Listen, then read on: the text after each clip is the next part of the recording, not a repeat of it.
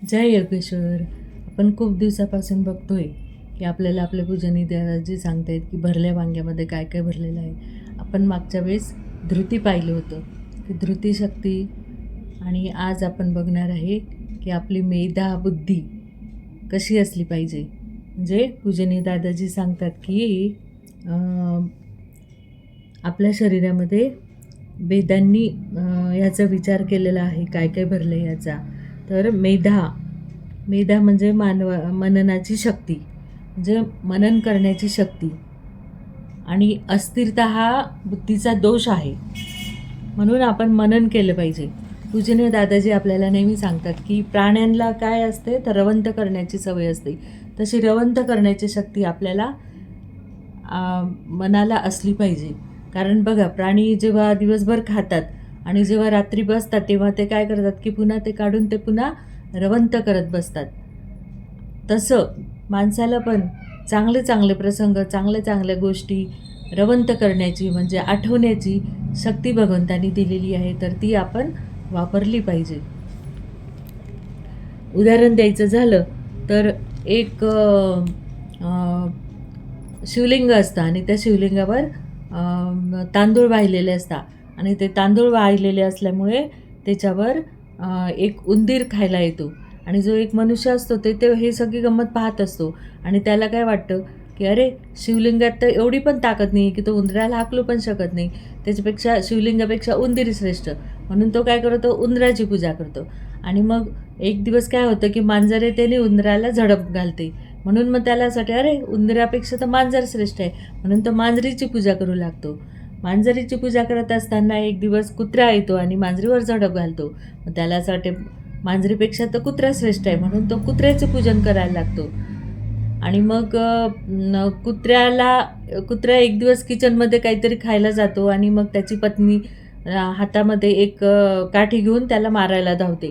आणि मग त्याला असं वाटते अरे, कुत्र्यापेक्षा तर माझी पत्नी श्रेष्ठ, कारण की ती कुत्र्याला मारते. म्हणून मग तो पत्नीची सेवा करायला लागतो, पत्नीची पूजा करायला लागतो.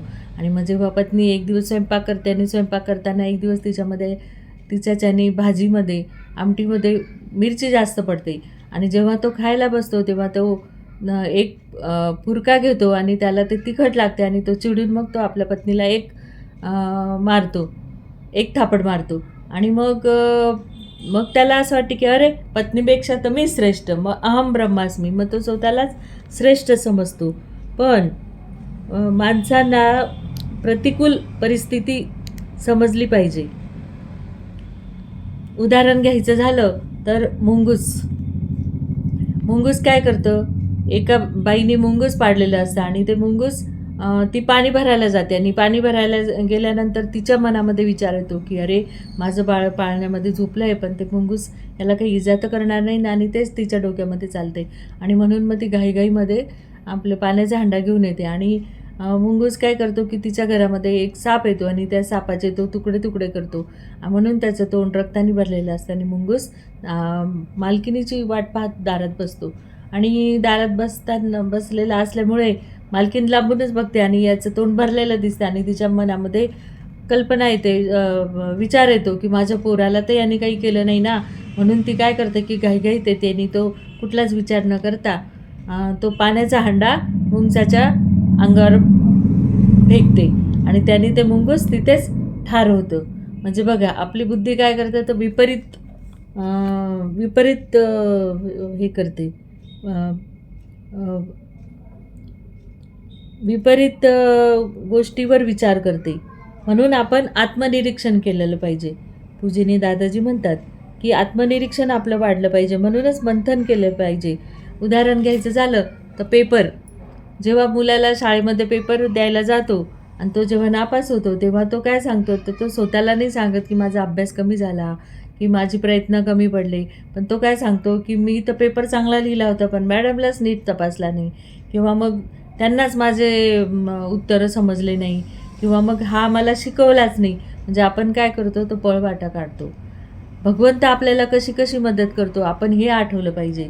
पूजनीय दादाजी नेहमी सांगतात की एक मनुष्य असतो, म्हणजे संत महात्मे ऋषी मुनी यांना भगवंत मदत करतो हे त्यांना आठवतं, कारण ते त्याचं रवंथ करतात.